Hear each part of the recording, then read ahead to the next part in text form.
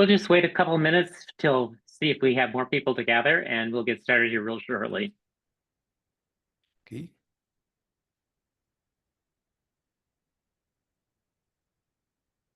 If you'd like, hello from Tabasco. It's nice to see everyone. I'm reading the names.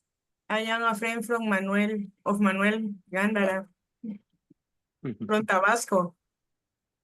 Sure, ¿qué tal, Graciela? Hola. ¿Hablan español? Es que veo a Sam. I forgot that I should speak in English. Hi, Graciela. Hi. Okay, I think we'll get started.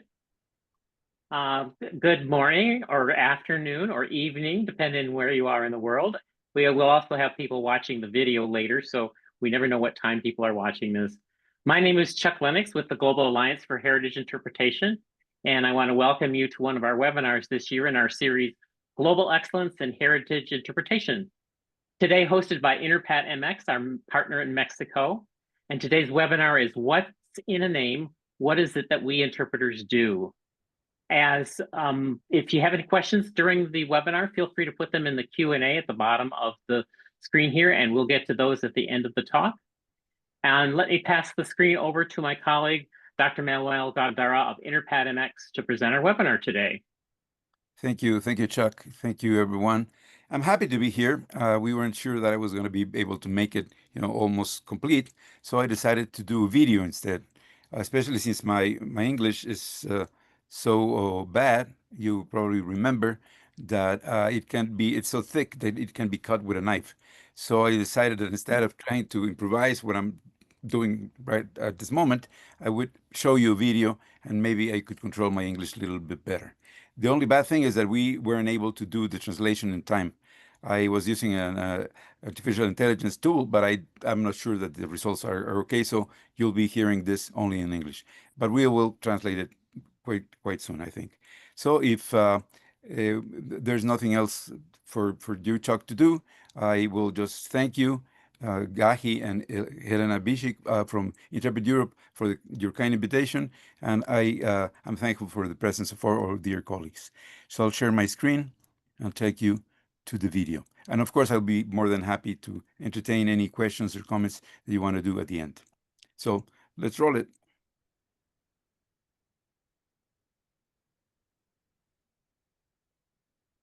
Hi. I'm sure that many of you recognize this line from Shakespeare's Romeo and Juliet. She's questioning the arbitrariness of names that keep the star-crossed lovers apart. Her solution is to center in a property of that being named, which would make the name irrelevant. A rose is a rose by any other name, and the property in question is its fragrance. It is a very clever solution, but I'm not sure it will work with the name I have in mind. And of course, that name is none other than interpretation. And the question is so complex, at least for Mexico, that we'll need rocket science to solve it. So I'm going to be calling what we call in Mexico NASA, Space Central, to have them help us. Let me pose a question to NASA, which is not normally the question they used to hear. Houston, do we have a problem?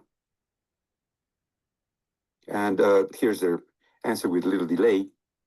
Hi, Major Tom, or whoever you might be. This is, of course, with my apologies to David Bowie. You do seem to have a problem in Mexico and probably elsewhere. People do not always understand what interpretation means. What is the job of an interpreter? Okay, let me then try to show some testimonials that we took in Guadalajara. It's a large city in Mexico, the western portion of the country. And we chose 3 locations for doing these testimonials. The first one is the Degollado Theater, which is a heritage landmark in downtown Guadalajara, the historic center. And there we interviewed people just passing by. They didn't come to see the theater. They were just passing by. And you'll see them now. It's a middle-aged salesperson, college student, senior homemaker, 2 retirees, and a janitor. And here are the reply. Interpretar, no sé, alguna canción, alguna música de alguien que ya la haya creado, alguien que traduce, pues es algo que alguien que, vamos, interpreta lo que otras personas hacen o dicen. Pues más que nada yo siento que sería literalmente expresar emociones, todo lo que viene siendo, hay diferentes tipos de intérprete, o quizás la parte musical, la parte de actuación, entonces creo que todo va más como a la parte emocional y para mí sería eso la parte de interpretación, transmitir, vaya, la idea original. Pues yo lo relaciono de que a lo mejor habla otro idioma y él pues le ayuda. Interpretar una canción de otra persona. O un idioma, por traducirlo a otro idioma. Un intérprete es como, por ejemplo, Vicente Fernández, ¿no?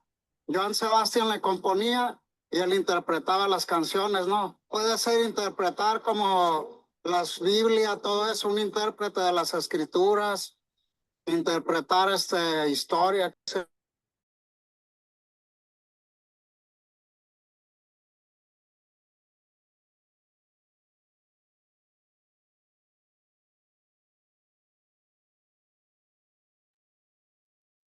El micrófono no se escucha.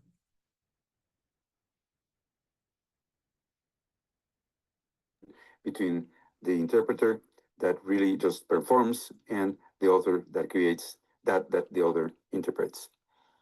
And it's very interesting that the janitor gave two definitions.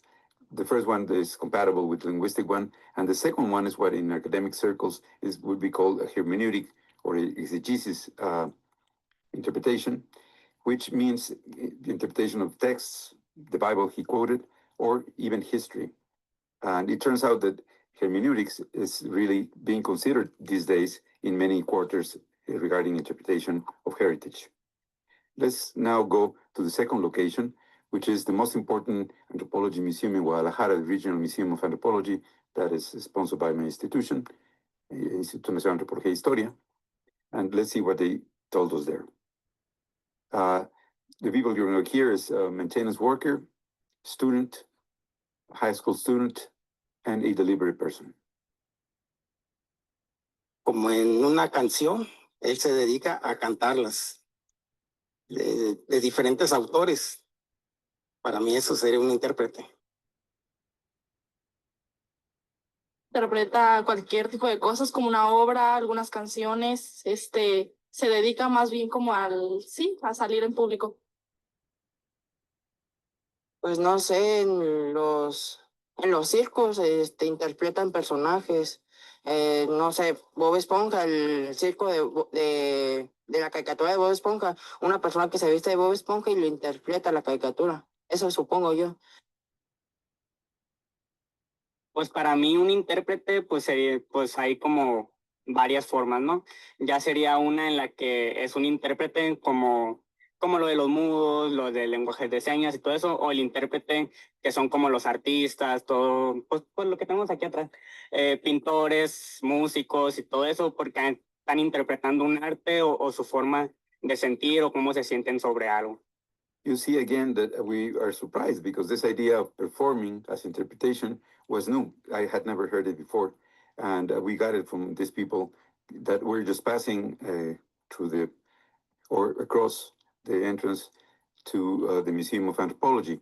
None of them, to my knowledge, was coming out or in the museum, but we are in front of the most important place in terms of museums of anthropology in that city. And again, musical interpretation was very relevant, performing, and it got extended because this is including artistic interpretation. And one of the students mentioned, or the delivery person mentioned, a rotunda that is behind him, which is the rotunda of celebrated people, mainly artists and heroes and that. And he was thinking of that, those creators that were interpreters of things, especially in the visual arts and other arts. The theater, as in the boy that used the Bob Esponja example, to say, well, someone puts this guy's and he's interpreting Bob Esponja, we call him in Spanish. The third venue is a really interesting one because it's a relatively little known site in Jalisco, in the same state where Guadalajara is. And when it was found out and excavated, we thought that there maybe was a mistake because the monuments there didn't fit any of the typology that we had seen before. They were round and they have a special disposition in concentric and overlapping circles. And the person that did this, Phil Wagan, Dr. Phil Wagan, he was an American that lived in Mexico for many times, but he was familiar with national parks in the United States. So years ago, he started thinking maybe getting funds to construct what he knew was important, which was an interpretive center. And he finally did. And this is the building that he managed to create. And it's called the Huachimontones. The name is almost, I guess, unpronounceable for you in English, Huachimontones Interpretive Center. It was to be the first one in archaeology, and this is not done by my institution, which is the one that is legally in charge of archaeological sites. This was an academic initiative. He started this center years ago, and he asked opinions of several of us, but he went finally with one of a museum company that makes museums, that told him that interpretation was fine, for the context, but what he really needed was a museum, a site museum, just like the museums that we have in many archaeological sites that are operated by my institution. And let me tell you in parentheses that I did a study some years ago of 5 World Heritage Sites in Mexico. Some of them have museums, and invariably people say, I didn't come here to see a museum, full of objects that was going to take me an hour to see. I came to see the ruins. So I was afraid that something like that could happen to this interpretive center. And let's see if we get different answers to the ones that we've seen earlier, because at least here, there's a context, there's a big sign saying interpretive center. Maybe people would take a clue and get a closer meaning to what we mean for interpretation. Here, there are the testimonials. It's a business person, who's a visitor, a chemistry researcher, also a visitor, and a third one, a college student. And then it's interesting, people that are part of the staff of a site, a maintenance worker, a security worker, and 2 guides. This is what they call themselves. They call themselves guides, not interpreters. 2 of them that work in the site. Let's hear what they have to say. Bueno, yo lo veo como de 2 conceptos. Un intérprete puede ser alguien que te está enseñando otro tipo de lenguaje, o un intérprete para mí también puede ser un cantante que está interpretando una melodía. Yo creo que dependiendo del área como que lo visualices, ¿verdad? Se me viene a la mente alguien que no habla tu lengua, que te va a ayudar a entender pues esa lengua. O alguien que estudió algo relacionado con la historia que ahora no entendemos, ahora no conocemos, y que nos va o nos enseña a reconocerlo o a entenderlo. Pienso inmediatamente como en un intérprete de culturas pasadas, o en un intérprete de imágenes, o en un intérprete de estructuras antiguas. En eso pienso, pues por lo que estamos aquí como en el contexto. Puede ser un intérprete de lenguaje de señas, un intérprete de comunicación, no sabría cómo más definirlo. A darle una explicación a los visitantes, a las personas que visitan el lugar, de lo que es el sitio, de lo que se hacía, como la danza, dar una explicación qué se hacía aquí, de rituales, ofrendas y todo ese tipo de cosas. Una manera de retomar algo y apropiarte de él, pero de tal manera que no pierde el sentido común que quieres dar a conocer. Por ejemplo, nosotros aquí la cuestión de la información arqueológica. O sea, esa misma información puede ser manejada por 5 personas, pero cada persona toma una manera diferente cómo darla según su objetivo. El intérprete justamente es la persona que se encarga de dar o divulgar esta información de un trabajo científico, que la arqueología para a un visitante, no sé, por ejemplo, un estudiante de primaria de tercer grado que ya lleva temas de historia o desde secundaria. Entonces, al final, el intérprete es quien se va a encargar de poder divulgar la información de una investigación, en el caso de Huachimontones sobre tema arqueológico, pero para que lo entiendan todo tipo de personas. Again, we hear the idea of linguistic or interpretation, but there's an interesting angle there. One of the people said cultural historical interpretation, interpreting people of cultures that are different to ours or in a historical period different to ours, and she's referring to that painting behind her.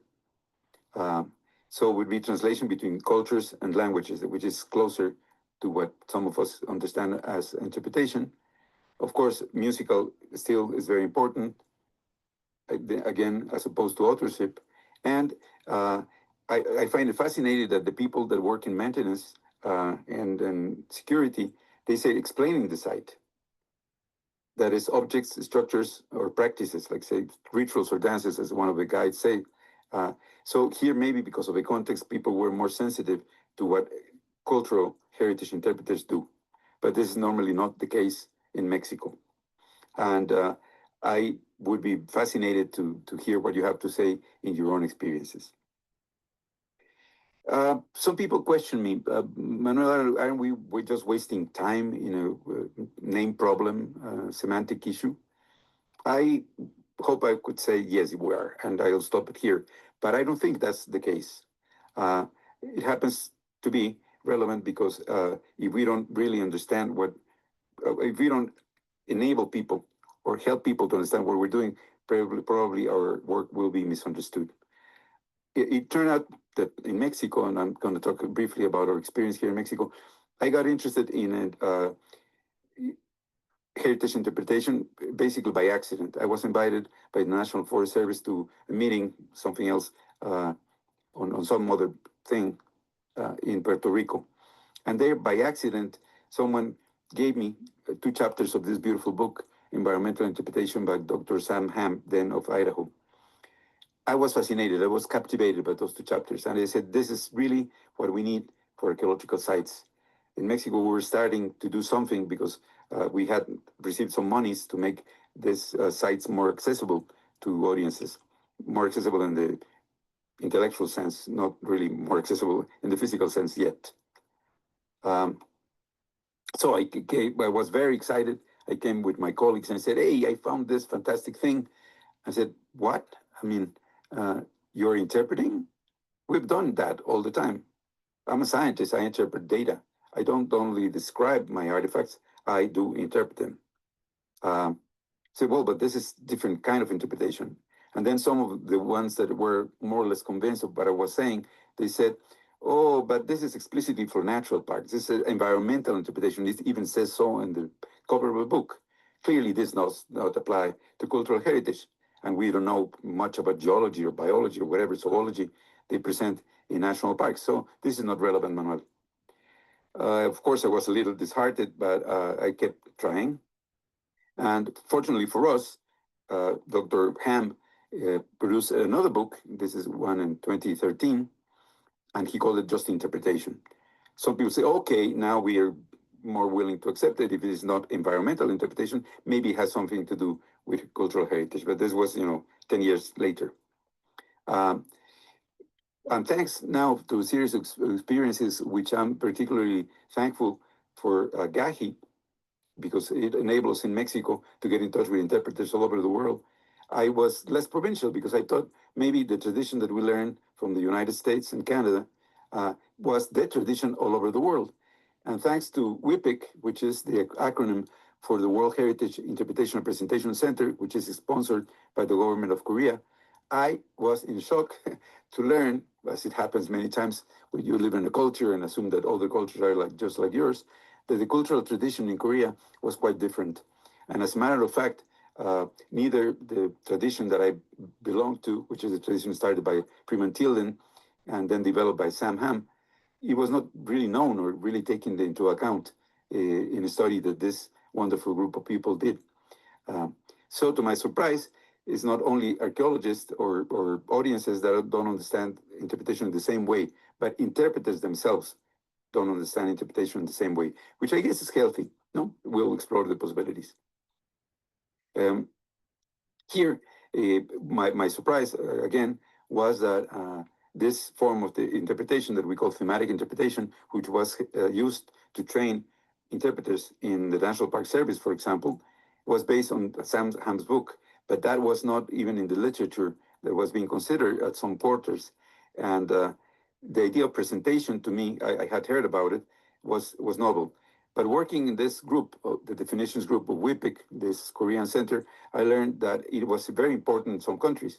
And it turned out that this derives from a charter, the ICOMOS charter, called the INAH Charter, for interpretation and presentation of cultural heritage sites. And to my surprise, I had vaguely heard about this some 13 years ago, because it's not very popular in Mexico or in Latin America. And they use the word presentation.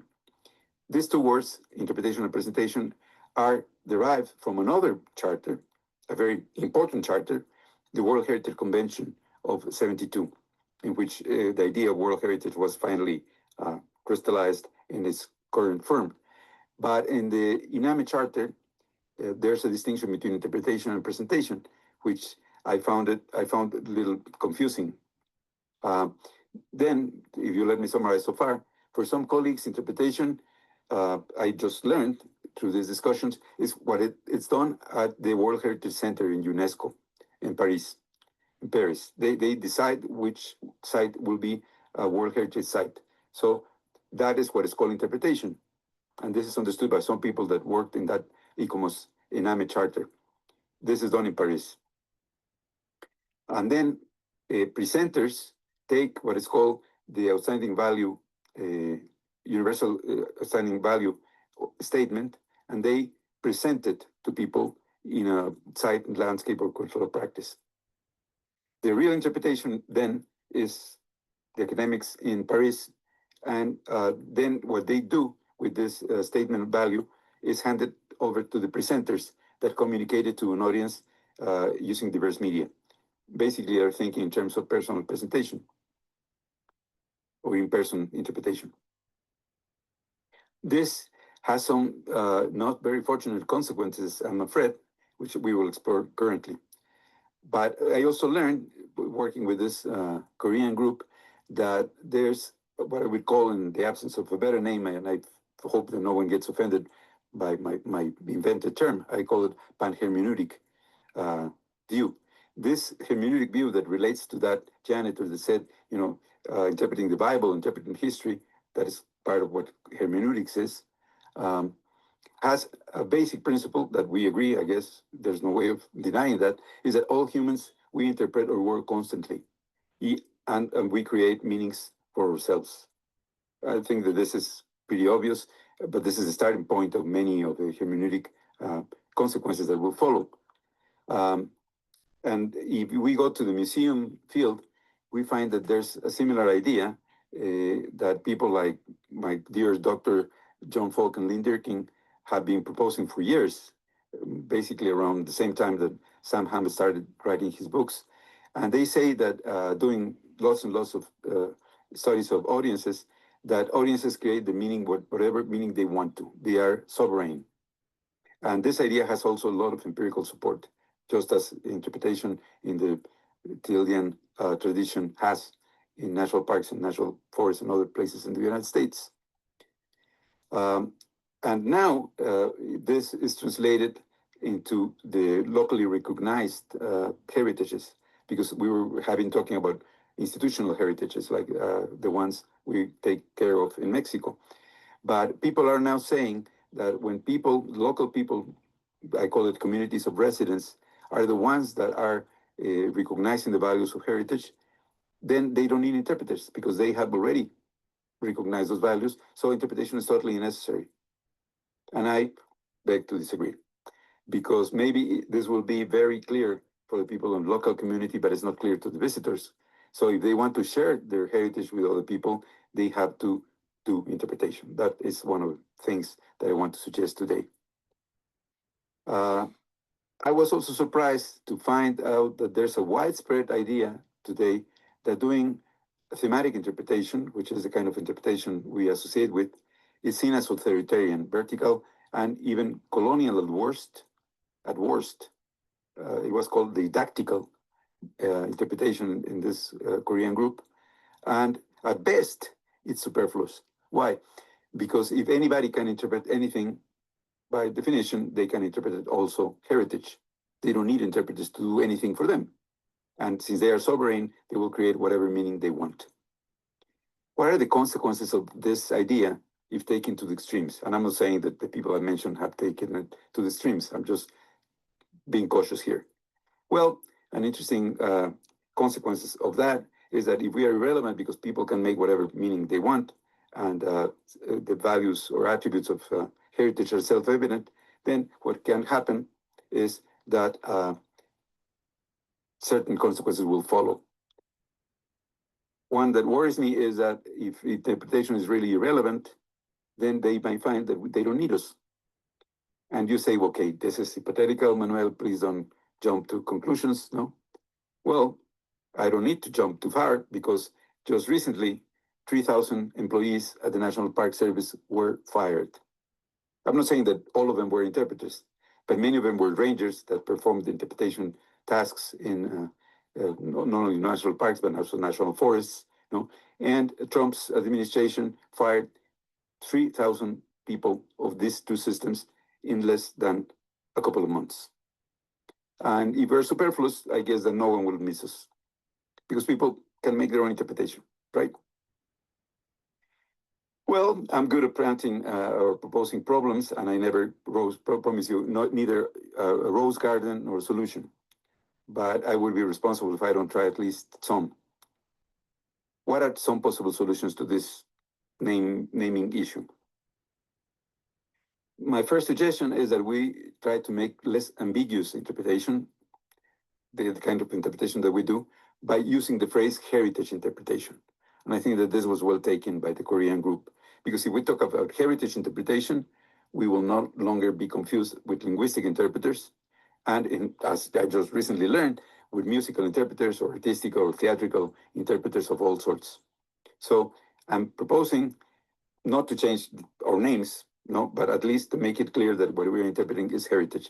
This is almost redundantly done so in interpretive centers. And maybe this is why in the Huachimontones Interpretive Center we found what we found. But it doesn't hurt us to separate interpretation in general, which is an enormous set, to a more manageable subset, which would be heritage interpretation. And then we can differentiate other conceptually different operations, such as interpretation of reality at large. That is done by any human. That's unquestionable. I'm not putting that into question. They do it all the time. We do it all the time. Some higher animals do it. But this is confused, as I tried to show with my Mexican example, with inference making. My colleagues say, I interpret my data all the time. So what is the novelty in what you're doing, Manuel? No, we've done this all along. Why are you trying to sell us? We're interpreters. No, well, they are. But what the kind of interpretation they do is they make inferences about data and academic community in terms of institutionalized heritage, at least. And then there's this idea that interpretation is done really in Paris, but what I think they're doing in Paris is assessing value, assessing heritage value. And this could be done, of course, in Paris as an institution or by a local community. They assess something as valuable and they want to share it with us. But assessing the value is not the same as interpreting the value. And the form of interpretation that I think we perform is heritage as interpretation. And that is a form of communication. That is basically the nucleus of what I want to suggest today. But there's a problem still flying around, which is the problem of presentation. In many countries, and in Latin America and Iberoamerica, that's what we call the conjunction of Spain and Portugal with Latin America, they understand presentation, and they did so until very recently, as providing proper infrastructure for people to visit the sites. What kind of infrastructure I'm talking about here? Facilities like a ticket office, trails people can walk on, restrooms, normally a parking lot, and maybe a small cafe or souvenir venue, at least posts, people selling things and offering you snacks. And that is to present the site. And if this is done carefully and nicely, the site increases in value. As a matter of fact, there's a term in Spanish that is puesta en valor, that's setting in value, which I always found a little distressing because it means that heritage has no value, at least it's set in value, but by this infrastructure development. In the best of cases, this infrastructure includes a site museum, which I told you before, at least in the Mexican experience, people never visit because they find it boring. They see artifacts out of their context. And what they came to see is the site. They want to spend 1 hour looking at objects that have no interpretation, by the way, or very little interpretation. And these archaeological museum sites in Mexico, at least, are not necessarily interpretive centers. The one in Huachimontones, which I showed you, finally became, thanks to very brilliant student of mine, Erika Blanco, it's becoming an interpretation center these days. Then how about presentation? In other countries, I learned it's understood as mediation, mediating between heritage and audiences, also facilitating understanding, or as the site guides and the site people in Huachimontones said, explaining the site. This is normally understood to be person to person, but we know that it can be done through different media. So shall we change our name? And this is a problem I posed to the people at the Korean WIPI group. No, because if we were to do so, especially if this was to become a guideline that is binding by ICOMOS, then can we really imagine what would happen with National Association for Interpretation, they would become, for example, NAI would become the National Association for Presenters, Presentation Europe, sounds odd, or the Mexican Association of Heritage Presenters. Well, that's a little bothersome or troublesome if we have to change our name. I wouldn't mind if it was just the name, but I have tried to argue for, it's not just a name, it's what do we do that matters. And in Spain, even in the 90s, presentation was done by architects that had no idea what interpretation was. This has been corrected. There's a very nice, beautiful, and strong Interpreters Association in Spain now, and that doesn't happen, but in Mexico still happens. When you talk about doing presentation, they think of architects. And there are, of course, all the consequences for other many things like graduate programs, academic books. We would have to change our name. So to me, it was surprising that this was so popular, especially in Europe, apparently, and especially in people related to UNESCO. So to finish this already long talk, I think that we have to differentiate between several different sets of meanings. And this is a slide I want you to focus on, if you will, because we have interpretation as inference making. And in the case of institutional heritage, that is what the researchers do. They do archaeological research and they do interpret their data. I'm not denying that they do that, but I would call that inference making. It's legitimate that they call themselves interpreters as long as we don't confuse ourselves with them in terms of inference making. They do that. With the inference that they do, they submit, in the case of the World Heritage System, they submit to UNESCO a proposal for the site to be considered of universal value. And then experts there assess those inferences that the archaeologists or historians, whatever, made in order to determine whether the site fulfills some other criteria for inclusion in the World Heritage List. To me, that's interpretation. If they want to call it interpretation, that's okay with me, as long as we recognize that they have a special flavor of it, which is value assessment. We're not proposing that they renounce to their name. They can keep it. But I hope that they understand that what we're doing is providing value assessment. And then, supposedly, at least in World Heritage sites, they hand over those value assessments and they give it to the interpreter, the heritage interpreter. And I, again, want to make very, very clear that it's heritage interpretation now we're talking about, which is a form of communication with audiences. And this has two different operations in large systems of interpretation, like National Park Service. There's interpretation, planning, and design, and also passes. This also happens in other countries, that the guidelines for interpretation are done centrally, no? And then the programs, once at least defined in general terms, are delivered to the audiences by interpreters as presenters. And this is the way to bridge both traditions, I think. The one that is present in the INAH Charter by ICOMOS, which they call interpretation and presentation. Presentation would be interpretation delivery. I'm translating now, I'm interpreting presentation as interpretation delivery. But both have to do with communication. And this is also problematic, as we'll see in a second. And then I don't doubt that our audiences interpret their experience, most of all their experience, their own experience, they interpret that, and our messages. Some people say that we shouldn't give any messages because they think that people are able to interpret their own experience and heritage by themselves.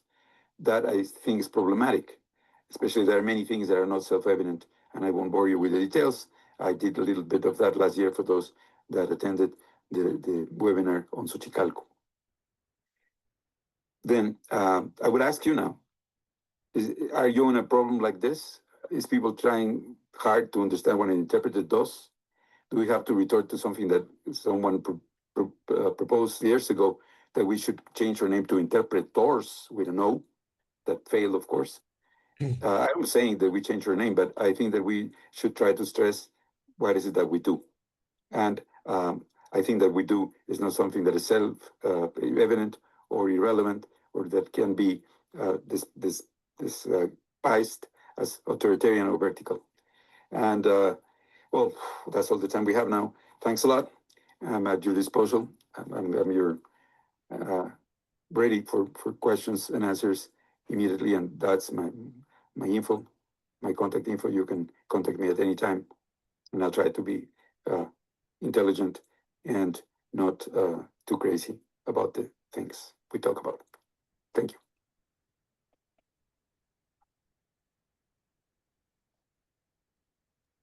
Well, that's it. I hope you survived it okay. That was I had planned for today, and I'm open for questions. Chuck, the table is yours. The floor is yours.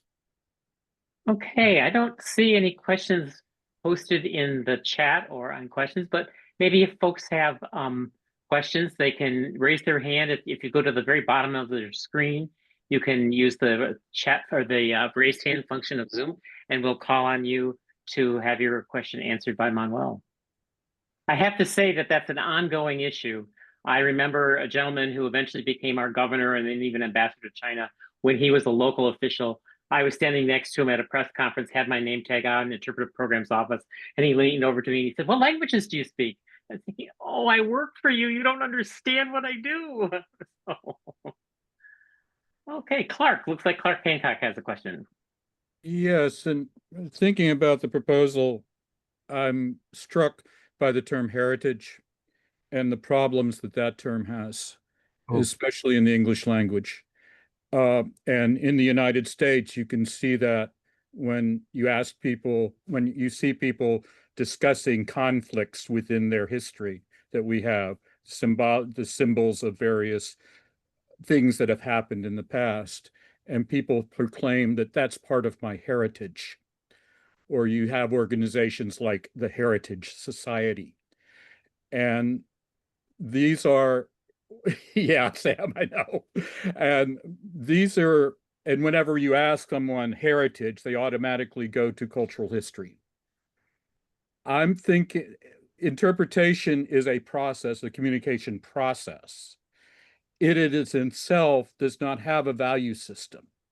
We place on it a value system based on what it is we're interpreting, the purpose we're doing our interpretation. And in our discussions here as a profession in the modern world, I think maybe a better term instead of heritage interpretation is stewardship interpretation. Oh. And I'll just throw that out as a throw it out for discussion. Okay. Shall we hear Piotr? Yes, hello. I'm Piotr Zizek. I'm from Poland, and we just have a similar problem. We are just about to prepare our book for our guides in Małopolska region in Krakow, and we are looking for a nice title of the book. And the word interpretation in the context of working with heritage in Poland is not really well recognizable. So we are looking for something more familiar for our audience, for guides. And what comes to us, maybe it's something to share, is the word sharing, heritage sharing. And thank you, Manuel, for your presentation, because it makes me really conscious about this, the issue of making the situation of interpretation equal, that it's the communication between two partners. And it's, I think that sharing heritage is what we really do. And so I'm sharing the idea with you. Maybe it might be useful. Let's share heritage. Thank you again. There's John. Thank you very much, Manuel. It is a tough one. I think you have one of the most difficult topics that we've had in webinars that I've seen in recent times. I always, I encounter the same problem all the time, and a temporary answer to why we have so much confusion about what we do is because, well, interpreters have so many different titles, right? Interpreters are officially rangers, educators, guides, docents, all different, and those oftentimes are their legal, formal titles. Oh, maybe only in the United States do you legally have interpreters. Certainly not in Latin America, as you know. And we use so many different tools that overlap with so many other communication fields, which causes confusion. We do it in so many different contexts, and context matters, right? And many interpreters focus on just parts of the overall process. There are planners. There are people who just work on presenting, people who only see themselves as guiding. So there's multiple factors that make it difficult to explain what we do. When people ask me what interpretation is, rather than focus on what we do, I try to focus on what we try to achieve. Because I think we might have a little more territory that we can carve out as our own.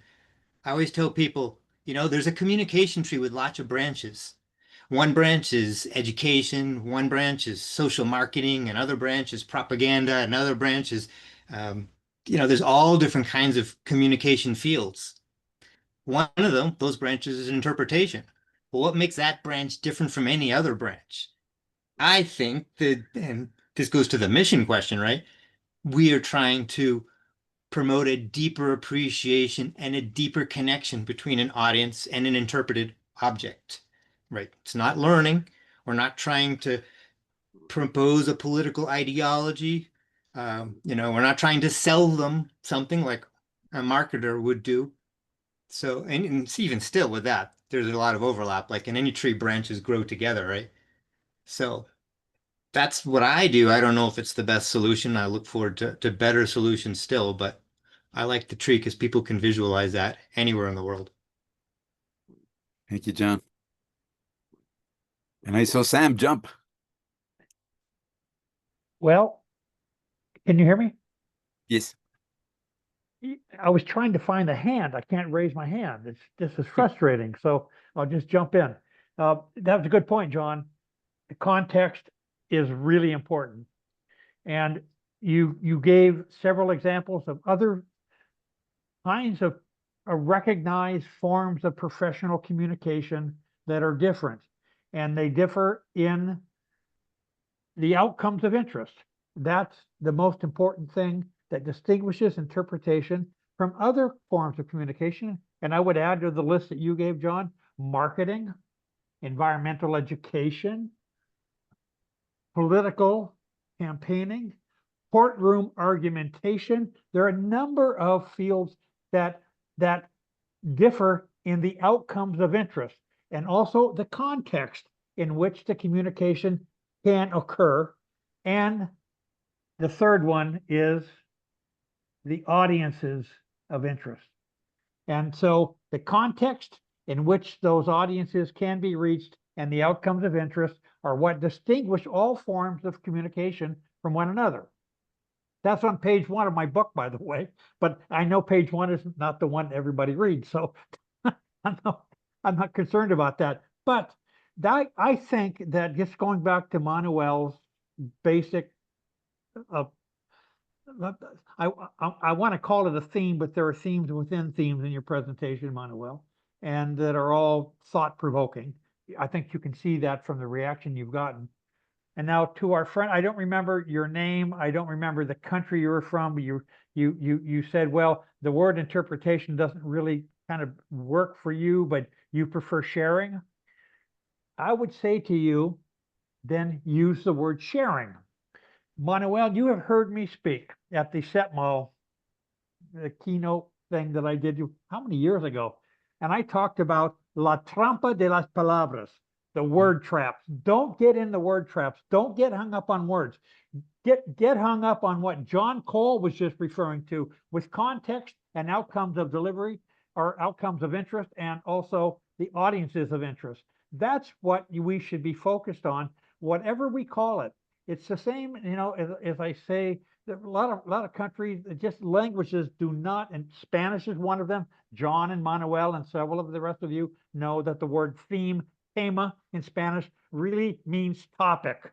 And so my distinguished colleague, Don Manuel Gándara, has proposed thesis instead of themes, but he's willing to compromise with me. I know, but Casey's. But I say, I don't care what you call it concept X. The important thing is that you know what concept X refers to and that you have one and that you're trying to develop that theme. And in regard to the outcome of interest, the empirical record is so clear on this, over 600 published studies, and if that's not convincing enough, then I don't know what would be. But what we know is that the outcome of interest has to be what Tilden called provocation. Some countries don't like the word provocation. In Sweden, I was reminded, it's a negative word, to provoke. So I say, well, think of it as stimulating thinking. And then it was okay. Don't get caught in the word trap. Think about what the words are intended to mean rather than the words themselves. Mediación, interpretación, and what's the other one I'm missing, Manuel? Divulgación. Oh, divulgación. Yes, I forgot. Se me olvidó. So that's the only point I want to make. We're talking about words, and words lend themselves to subjective interpretation of, God forbid use that word, subjective meanings that we then hold on to. Let's not look at what those words mean subjectively. Let's look at what they imply. And that's really all I want to say. Manuel, that was a fabulous presentation. Thank you. Well, thank you, Sam. Coming from And you, how many that's presentations have you given today? it's Back-to-back presentations. Well done, my friend.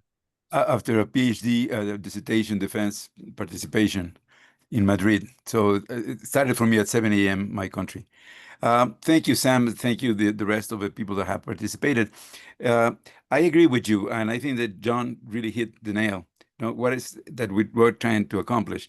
The comment on heritage is also relevant. In Mexico and in Spanish-speaking countries, patrimonio refers to what you inherit from the father, which is normally to the son. So patrimonio, John should be aware of this also. Patrimonio is being under attack by feminists, for example, and I think that they are right. So it's these words that we shouldn't probably spend much time on the other hand, are complicated. And just a couple of days ago, I met someone that told me that we shouldn't present messages at all, because this should be a dialogue. And a dialogue, very intimate, close, nurturing dialogue with our audiences, in which we try to elicit the meanings and we provoke the meanings by this dialogue. But we don't present something like a theme. A theme is anathema, no? Because that's communication. And since interpretation doesn't have to do with communication, then we don't need themes or anything of the like of that. I think that dialogical approaches are nice, are really good, and I don't object to any of them. The idea that people make meanings, I take for granted. So that interpretation is meaning creation, anything is meaning creation, learning is meaning creation. So I don't think that can differentiate one tradition to another. But for example, in Mexico, the idea that we will have to do something very intimate, 12 people, I don't know, 16 people, tops, doesn't fly.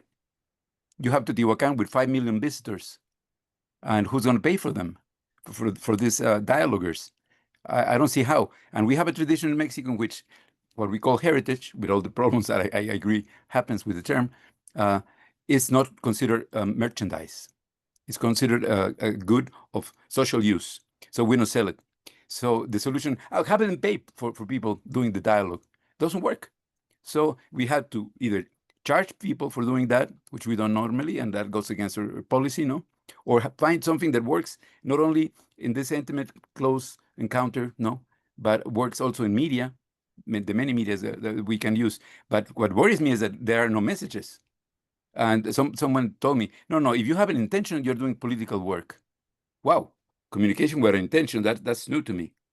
So my bet, I thank Chuck and our friends of Interpret Europe for leading some credence that this was a hot topic. And I think that this could be a nice topic for a World Cafe, which is going to be the next step forward. Sam. One time, David Larson and I became very, very close colleagues because we both arrived at an identical understanding of how interpretation can serve its highest purpose through two completely different ways of knowing. Mine was the empirical way of knowing. If there wasn't empirical support, I wouldn't say it, or if I did, I would make sure everybody knew I was speculating. David was more intuitive. He just knew things. And I told him one time, I think that was Freeman Tilden too. Freeman Tilden was not a psychologist. He wasn't a study of communication science. He wasn't a biologist. He was a journalist, a writer, and he wrote brilliant pieces, and he loved the national parks. Why he wrote about them so often and was invited to write what was basically a white paper which turned into a book called Interpreting Our Heritage.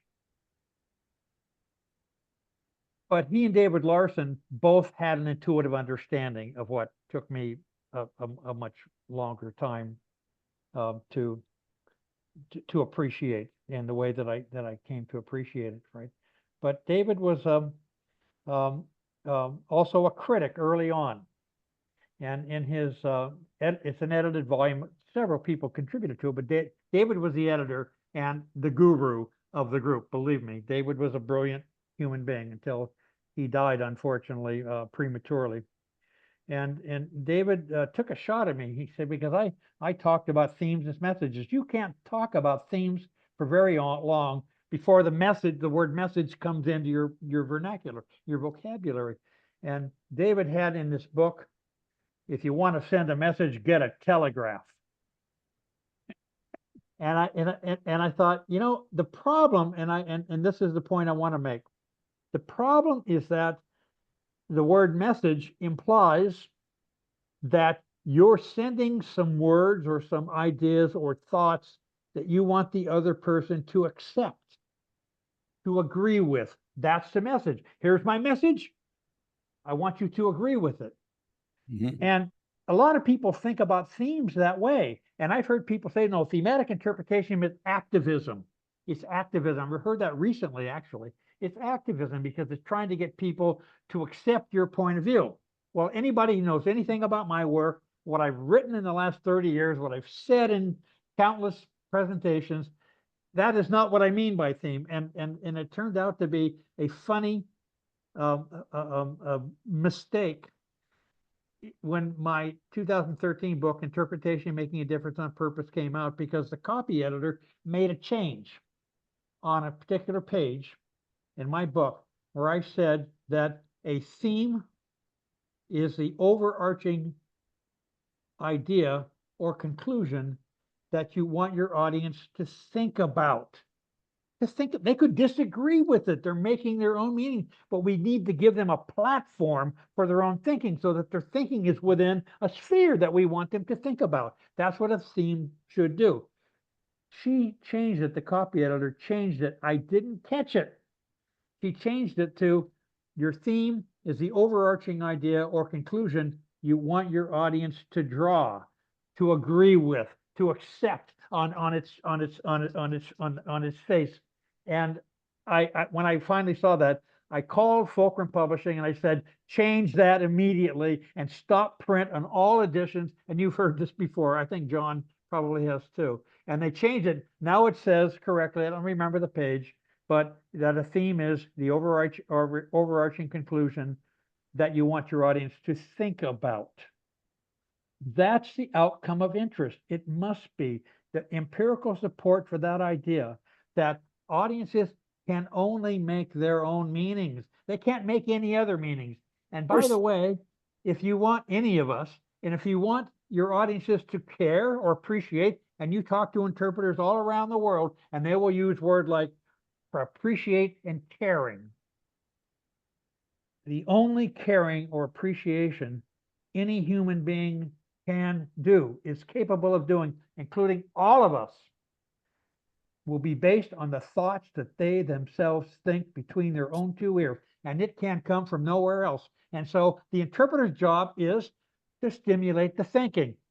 Children call it provocation. In Sweden, they call it stimulating thinking, and probably some. And by the way, this is sharing. You're sharing a point of view for people to think about. Not necessarily, and so that's why the zone of tolerance idea came to mind, and that's why we have an unrestricted zone of tolerance, which I think dialogic interpretation is by definition an unrestricted zone of tolerance. You don't care what people think; you just want them to think. And so, is dialogic interpretation thematic? Of course it is, because the implicit theme of every dialogic session, even if it's just 8 people, which sometimes the ones I have personally observed have been 5 and 8 people. I've observed twice. So the audience, the reach is not great. If you want a real discussion, it's not great. But the theme of each of those was, it doesn't matter what any of us individually thinks about this issue that we're talking about today or tonight. All that matters is that we're thinking about it at all, because it's important, right? And so I just want to my dialogic colleagues, Jackie, I know you're listening here. I'm sure you and I agree on this. I know we do, right? And there are a couple of others I still can't convince, but there's nothing, as you said, Manuel, wrong with dialogic interpretation. It serves a useful purpose. I think it's another platform for interpretation as opposed to performance, which a lot of interpretation is performance, whether it's self-guided or personal present face-to-face interpretation, but it's just a different platform. All that's different is that in dialogic interpretation, the theme is usually the same theme. Let's all think about this because it's important. That's the theme. So that's all I have to say. But thank you for stimulating that thought in me, Manuel. It was very provocative. Thank you, Sam. I think that there's one more question because we're running out of time, if I'm not mistaken, Chuck. Yeah, we can take. Yeah, the one thing I would like to add to what Sam was just saying, and from this discussion, I think we have to be careful about the perspectives that we're talking about here, because in our general discussion here, we're talking about how organizations and employers and basically groups of human beings who've gotten together to form something want to view this practice of interpretation. But then on the other hand, we have the practitioners themselves, the individuals, like everyone on this call. We are interpreters. What is it that we do? How do we develop the skills necessary to address a situation where we're helping others understand the world they find themselves? Now, we are often employed as spokesmen or representatives of organizations, but it still comes back to how our personal values align with the communal values of the organizations we align with. But it still all comes back to what is the discipline of the individual. How do they see their role in what they're doing? What are the skills necessary for them to develop? It isn't something that you just wave a magic wand. It is a artistic and mental discipline. How to view the world, how to view your place in the world. And I would suggest that that is what then leads to the greater discussions within any sort of human community, organization, etc., that then helps the organization see the importance of the practice of interpretation in their mission. Fantastic. Thank you, Clark. I'll turn it to Chuck because I think that we're running out of time. But my purpose has been fulfilled. My bet was that this was going to be a cat issue, and this is going to make us, talk not only in this session but in the coming sessions. I have no answers. I just have questions. Chuck.